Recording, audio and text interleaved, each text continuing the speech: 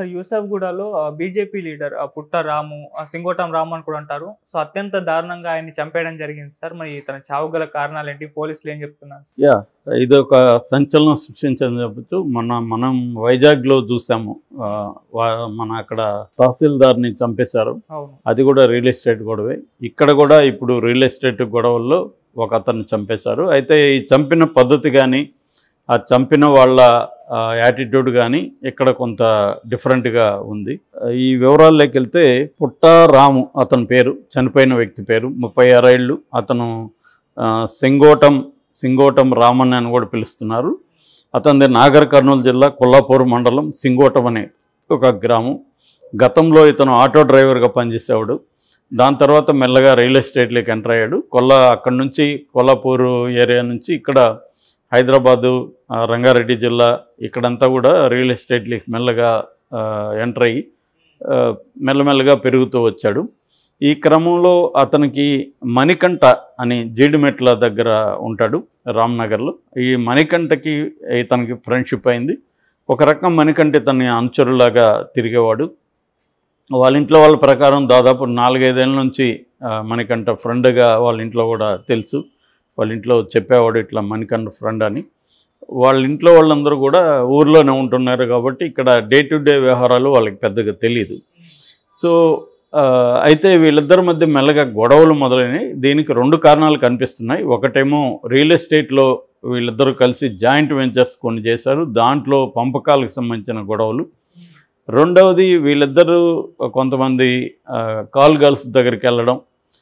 అట్లా వీళ్ళకి యూసఫ్‌గూడలో లక్ష్మీ నరసింహనగర్లో ఒక కాల్ గర్ల్ ఉంటుంది. ఆమె దగ్గరికి వీళ్ళిద్దరు వెళ్ళేవాళ్ళు. అయితే ఆ కాల్ గర్ల్కి ఆమెకి అంటే మిడిల్ ఏజ్డ్ ఆమెకు ఒక టీనేజ్ అమ్మాయి ఉంది. ఆ అమ్మాయితో కూడా ఈ రామ్ అనే అతను మిస్బిహేవ్ చేసినట్టుగా చెప్తున్నారు. సో దానివల్ల కూడా ఆమె తనకు తెలిసిన అతనితో ఎవరితోనూ చెప్పడం, అతను మణికంఠకు ఫ్రెండ్ కావడం. సో ఆల్రెడీ మణికంఠ ఇతను రాము మధ్య గొడవలు. సో వీళ్ళిద్దరు పోలీస్ స్టేషన్లో కూడా గతంలో కేసులు పెట్టుకున్నారు. గతంలో రాము మణికంఠను ముఖం మీద కొట్టాడని చెప్తున్నారు. దానివల్ల అతను ప్లాస్టిక్ సర్జరీ చేసుకోవాల్సి వచ్చిందని కూడా చెప్తున్నారు పోలీసులు. అంటే ఇద్దరి మధ్య సీరియస్ గొడవలు ఉన్నాయి. ఈ క్రమంలో మణికంఠ ఏం ఆలోచించాడంటే తనని చంపేద్దామని ప్లాన్ చేసుకున్నాడు. అయితే అతను ఒక్కడే చేయలేక అతను జిలానీ అని బోరబండకు సంబంధించిన ఒక రౌడీ షీటర్ ఉంటాడు, అతన్ని కాంటాక్ట్ చేశాడు. సో జిలానీ ఇతను కలిసి మాట్లాడుకున్నారు, ఎలా చంపాలి ఏంటని ఒక ప్లాన్ చేసుకున్నారు. ఆ ప్లాన్లో భాగంగా జిలానీ తన మనుషుల్ని ఇంకొక 8 మందిని పిలిచాడు.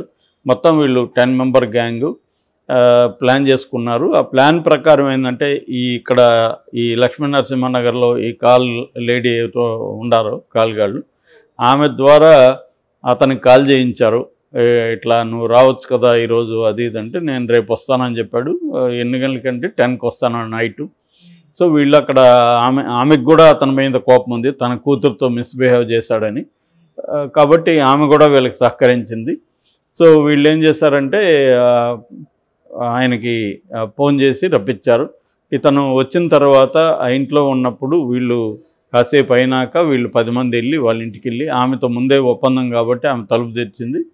సో వెళ్ళగానే వీళ్ళు కత్తులతో దాదాపు 50 పోట్లు అతన్ని పొడి చేశారు.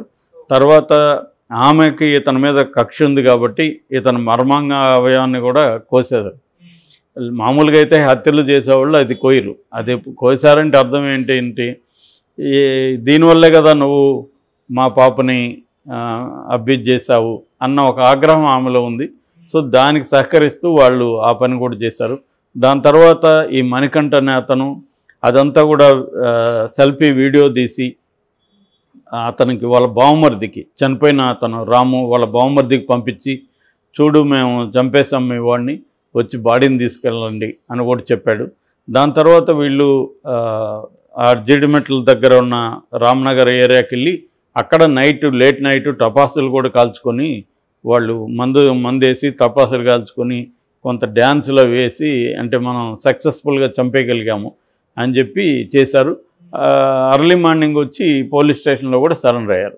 అంటే వాళ్ళకి మొత్తంగా ఒక ప్లాన్ ఉంది.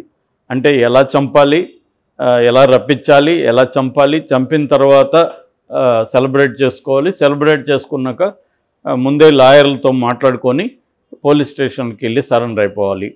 ఇది వాళ్ళ ప్లాన్ అనమాట. మామూలుగా ప్రొఫెషనలిజం కనపడుతుంది. ప్రొఫెషనల్స్ ఏం చేస్తారంటే ఎప్పుడు కూడా రెక్కీ చేస్తారు. వీళ్ళు కూడా రెక్కీ చేసినారని కూడా చెప్తున్నారు. అంటే ఒకవేళ అతను ఇంట్లో నుంచి ఏమైనా తప్పించుకుంటే ఎటు వెళ్ళొచ్చు, ఇంటి బయట చంపడం కరెక్టా, లోపల చంపితే ఎలా ఉంటుంది, ఇవన్నీ కూడా వీళ్ళు ప్లాన్ చేసుకున్నారు. సో ఇది బాగా ప్రొఫెషనలిజం కనబడుతుంది దీంట్లో. అంటే ప్లానింగు, అతనికి ట్రాప్, హనీ ట్రాప్ అంటారు దీన్ని, హనీ ట్రాప్ వేయడం, దాని తర్వాత చంపిన తర్వాత ఓపెన్గానే వీళ్ళే డిక్లేర్ చేయడం మేమే చంపామని వాళ్ళకి ఫోన్ చేసి చెప్పడం, అంటే ఒక ఛాలెంజ్ చేయడం, అవును మేమే చంపాము ఏం చేస్తారు మీరు అన్నట్టుగా. దాని తర్వాత సెలబ్రేట్ చేసుకోవడం, దాని తర్వాత లాయర్లతో ముందుగానే మాట్లాడుకోవడం. అంటే ఇది ఇప్పుడు అరెస్ట్ అయితే, ఇలా మేము జరిగితే అరెస్ట్ అయితే ఎన్ని రోజుల లోపల బెయిల్ రావచ్చు, కస్టడీకి ఎన్ని రోజులు వాళ్ళు తీసుకుంటారు, దాన్ని ఎలా అపోజ్ చేయాలి, తర్వాత జైలుకి వెళ్ళినాక బయట నుంచి ఎటువంటి సపోర్ట్ కావాలి, ఇవన్నీ కూడా వాళ్ళు బాగా. ఈ జిలానీ ఏంటంటే ఇతనికి జైల్లో కూడా ఎక్స్పీరియన్స్ ఉంది. జైలుకి వెళ్ళినాక కూడా అక్కడ డబ్బుల్ని ఎలా మనం ఎవరెవరికి డబ్బులు ఇస్తే అక్కడ ఏమేమి సౌకర్యాలు ఉంటాయి, ఇవన్నీ అతనికి బాగా కొట్టిన పిండి అనమాట. అంటే ఒక సీజన్డ్ క్రిమినల్స్కి ఏంటంటే ఈ లీగల్ సిస్టమ్ మీద మనకి ఎవరికి లేని ఒక మంచి ఫస్ట్ హ్యాండ్ ఎక్స్పీరియన్స్ ఉంటుంది. మిగతా మనందరూ ఏంటంటే, అంటే నాకు కొంత ఉందనుకో, అది వేరే విషయం. మామూలుగా జనాలకి ఏంటంటే పుస్తకాలు చూసో సినిమాలు చూసో వీళ్ళకేదో ఒక అండర్స్టాండింగ్ ఉంటుంది, కానీ అది రియల్ కాదు. రియల్ అండర్స్టాండింగ్ ఏంటంటే ఒక అరెస్ట్ అయినప్పుడు పోలీసులు మనల్ని ఎలా ట్రీట్ చేస్తారు, వాళ్ళు మంచిగా ట్రీట్ చేయాలంటే మనం ఏం చేయాలి, వాళ్ళకి ఏం ఆఫర్ చేయాలి, అట్లాగే జైలుకి వెళ్తే జైల్లో ఏం ఆఫర్ చేయాలి, కోర్టుని ఎలా డీల్ చేసుకోవాలి, ఇవన్నీ కూడా తెలిసి ఉంటుంది వాళ్ళకి అనుభవంలో. కాబట్టి వాళ్ళు ఏంటంటే ఇలాంటి వాళ్ళు హత్య చేసినా కూడా క్లియర్గా దొరికిపోతామని ప్లాన్ చేసుకొని, దొరికిపోతే కూడా ఏం చేయాలన్న ముందు ప్లాన్ ఉంటుంది. అదే మామూలు వాళ్ళు చంపితే చంపేది చాలా క్లవర్గా చంపినాం అనుకొని చంపి దొరికిపోతుంటారు వాళ్ళు. చాలా పోలీసుల్ని మాయ చేద్దామని చేస్తుంటారు. వీళ్ళు అదేమీ లేదు, పోలీసులకు మనం సరెండర్ అవ్వాలని ముందే ప్లాన్ ఉంది. అందువల్ల క్లియర్గా వాళ్ళు ఏంటంటే చంపేదే వాళ్ళకి ఇంపార్టెంట్, చంపిన తర్వాత ఎలా డీల్ చేయడం అనేది వాళ్ళ క్లారిటీ ఉంది. సో ఈ మణికంఠకు కూడా జిలానీ సహాయంతో జిలానీ మొత్తం బ్లూ ప్రింట్ ఇచ్చాడని చెప్తున్నారు. ఏది ఎలా చంపాలి దగ్గర నుంచి మనం జైల్లో ఎన్ని రోజులు ఉండాల్సి వస్తుంది, సో మ్యాక్సిమం నెల నుంచి 2 నెలలు ఉంటుంది, మీడియా హైపోక 4 రోజులు ఉంటుంది, దాని తర్వాత మీడియా పట్టించుకోదు, మనం పోలీసులు మేనేజ్ చేసుకుంటే పోలీసులు కస్టడీ ఖచ్చితంగా తీసుకుంటారు వీళ్ళని, అది కూడా వాళ్ళకి ఐడియా ఉంది. కస్టడీని గట్టిగా వ్యతిరేకిస్తే వీళ్ళు వారం రోజులు అడిగితే 4 రోజులు 5 రోజులు కస్టడీకి ఇస్తారు. కస్టడీలో ఏం చేస్తారు, reconstruction of the crime scene, క్రైమ్ని ఎలా మీరు చంపారు అవన్నీ రికన్స్ట్రక్షన్ చేస్తారు, వీడియో చేస్తారు, ఇవన్నీ ఉంటుంది. సో ఇక్కడ ఏ పాయింట్లో మనం ఎలా వ్యవహరించాలి, లాయర్తో ఎలా డీల్ చేసుకోవాలి, ఇవన్నీ వాళ్ళకి క్లారిటీ ఉంది. అంటే ఎఫ్ఐఆర్ దగ్గర నుంచి తర్వాత వాళ్ళ ఇన్వెస్టిగేషన్ దగ్గర నుంచి అన్ని చోట్ల కానీ కేసుని కొద్దిగా నీరు గార్చుకుంటూ వస్తే రేపొద్దున వీళ్ళు ఏం చేయాలి, ఇప్పుడు ఇవన్నీ మీడియాలో వీడియో పెట్టాము అవన్నీ అంటున్నారు కదా, రేపు కోర్టులో అవన్నీ నిలవకపోవచ్చు. అవి ఫేక్ సార్ మేము పెట్టలేదంటారు, అది ఆర్టిఫిషియల్ ఇంటెలిజెన్స్ వల్ల పోలీసులు మా మీద చేశారంటారు. సో అవన్నీ నిలవకపోవచ్చు రేపు. అందువల్ల వీళ్ళు ప్రత్యక్ష సాక్షులు ఊరు లేరు దీనికి. ఆమె నాకు తెలియదు అంటుంది. సో ప్రత్యక్ష సాక్షులు ఊరు లేరు. దాని తర్వాత విక్టిమ్స్ తరపున స్ట్రాంగ్గా ఫైట్ చేసే పరిస్థితి కూడా లేదు. ఎందుకంటే వాళ్ళ బంధువులంతా కూడా మనం వీడియోలో చూస్తే చాలా మామూలుగా రొటీన్ పల్లెటూరులో ఎలా ఉంటారు అలాగే ఉన్నారు తప్ప వాళ్ళకేమీ ఆ బలగం ఉన్నట్టుగా ఏమి కనబడట్లేదు. చాలా కేసుల్లో ఇదే జరుగుతుంది. విక్టిమ్స్ వైపు నుంచి స్ట్రాంగ్గా లేకపోతే పోలీసులే ఓన్గా ప్రతి కేసుని వాళ్ళు స్ట్రాంగ్గా పెట్టలేరు. ఎందుకంటే వాళ్ళకు ఉండే లిమిటేషన్స్ ఉంటాయి, కరప్షన్ ఉంటుంది, అట్ ద సేమ్ టైం వాళ్ళ మీద పని ఒత్తిడి ఉంటుంది. అన్ని కేసుల్ని వాళ్ళు స్ట్రాంగ్గా ప్రతి మైన్యూట్ డీటెయిల్స్ చేసి పెట్టలేరు.